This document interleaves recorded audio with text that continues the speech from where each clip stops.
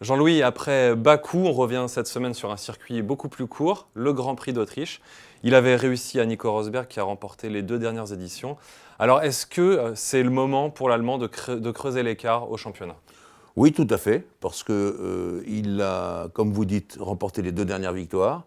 On sait que c'est un circuit où les Mercedes ont été quelquefois en difficulté, mais ont su quand même rattraper la situation.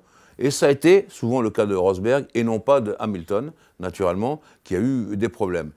Pour en venir au circuit, effectivement, il est plus court que Bakou. C'est un circuit, je dirais, classique, assez rapide malgré tout, hein, plus de 200 de moyenne autour, mais que je qualifierais un peu comme le Canada de circuit d'accélération-freinage. Et puis, c'est un circuit où les spectateurs sont gâtés parce qu'il y a 71 tours et ça, c'est quand même très sympa à voir. Justement, Jean-Louis, on parlait de rivaux là, pour Mercedes sur cette épreuve. Apparemment, Williams s'est bien placé.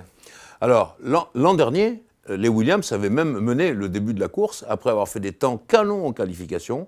Et bien sûr qu'à un moment donné, avec le célèbre bouton magique des Mercedes, le push button qui permet d'accélérer un petit peu la cadence, les Mercedes étaient passés et puis les difficultés ont surgi ensuite derrière pour les Williams. Mais elles ont le même moteur que les Mercedes, c'est Williams, et pourquoi pas une victoire, hein, c'est ce qu'on attend depuis maintenant un certain nombre de mois, et il faudrait que ça marche mieux que ça pour cette écurie qui mérite beaucoup.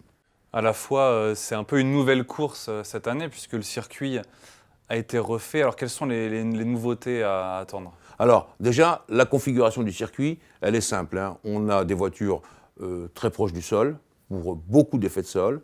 On a des ailerons qu'on a déjà vus un petit peu au Canada, c'est-à-dire vitesse moyenne haute, non pas comme à Monaco où les ailerons sont braqués au maximum, non pas non plus comme à Monza, mais au milieu, hein, parce que c'est un circuit, je le répète, d'accélération-freinage assez rapide, et il faut quand même pas mal de stabilité au freinage.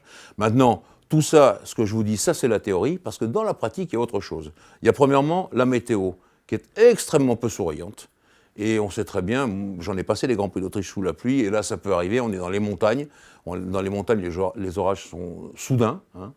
Et puis la deuxième chose, c'est qu'il y a une course de F3 il y a quelques jours, et les pilotes de F3 ont trouvé que le nouveau revêtement, car tout le revêtement est neuf, eh bien, était extrêmement abrasif. Or, pour choisir les pneus Pirelli, les équipes de F1 se sont axées sur les données de l'an passé, où le circuit était peu abrasif. Là, cette année, il est très abrasif, et on va se rendre compte que beaucoup d'équipes et beaucoup de pilotes ont choisi des pneus ultra tendres, hein, qui reviennent comme ceux de Monaco, hein, le dessin mauve.